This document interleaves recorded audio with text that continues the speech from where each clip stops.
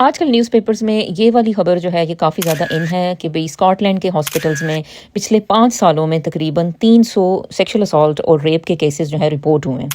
حال ہی میں ایک charity women's right network نے ایک رپورٹ شائع کی جس میں کہ اس کی ڈیٹیلز شامل تھیں کہ کون سے ہسپتالوں میں کتنے زیادہ جو ہے وہ سیکشل اسالٹ کے کیسز جو ہے وہ رجسٹر کیے گئے یا پولیس کو کال کیا گیا۔ اس میں سارے ہی جو بڑے ہاسپٹلز ہیں ان کا جو ہے ذکر دیکھنے کو ملا، اور خاص طور پہ جو پرائیویٹ ہاسپٹلز تھے ان میں بھی یہ کیسز جو ہے ہوئے، لیکن یہ ہے کہ کہہ لیں کہ کچھ جو کیسز ہوتے ہیں اس طرح کے وہ بعض اوقات ہاسپٹل لیول پہ ہی ان کو ڈیل کر لیا جاتا ہے اور وہ پولیس کے جو ہے وہ آگے نہیں بیان کیے جاتے۔ اس سے یہ بھی پتہ چلتا ہے کہ بھئی کتنے ہی اور کیسز ہوئے ہوں گے جو کہ عام پبلک کو جن کے بارے میں کوئی علم نہیں ہے۔ اچھا، سوال یہ اٹھتا ہے کہ یہ کون لوگ ہیں جو کہ سیکشل اسالٹس کر رہے ہیں مریضوں کے اوپر یا عورتوں اور بچوں پر؟ اس میں یہ کہا گیا ہے کہ بھئی جو ان کی جو زیادہ تر جو وارڈز ہوتی ہیں وہ مکسڈ ہوتی ہیں، یعنی کہ میل اور فیمیل پیشنٹس جو ہوتے ہیں وہ ایک ہی جگہ ہوتے ہیں۔ تو اب یہ زور دیا جا رہا ہے کہ بھئی فیمیلز کی وارڈز الگ کر دی جائیں اور میلز کی وارڈز جو ہے وہ الگ کر دیا جائے انہیں، کیونکہ یہ جو کیسز ہیں یہ رپورٹ ہو رہے ہیں، کوئی بھی بعض اوقات ان نون لوگ ہاسپٹل میں انٹر ہو جاتے ہیں جو کہ اپنے آپ کو رجسٹر کرواتے ہیں ایز اے پیشنٹ کے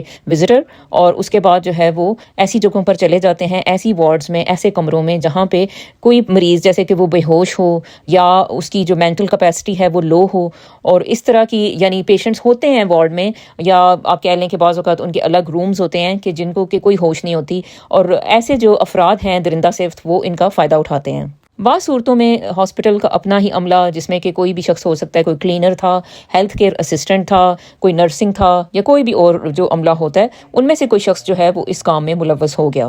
تو میرا خیال ہے کہ ہم اگر ایز اے پیشنٹ اس ایسی جگہوں پر جائیں، اور یا ہم اگر جیسے ڈاکٹر ہیں تو اس ایسی جگہ پہ کام کرتے ہیں، خاص طور پہ فیمیل ڈاکٹرز ہیں اور فیمیل نرسز ہیں، تو پھر انہیں چاہیے کہ بہت زیادہ احتیاط سے کام لیں، کیونکہ کوئی بھی جگہ جو ہے وہ قابل اعتبار نہیں ہے۔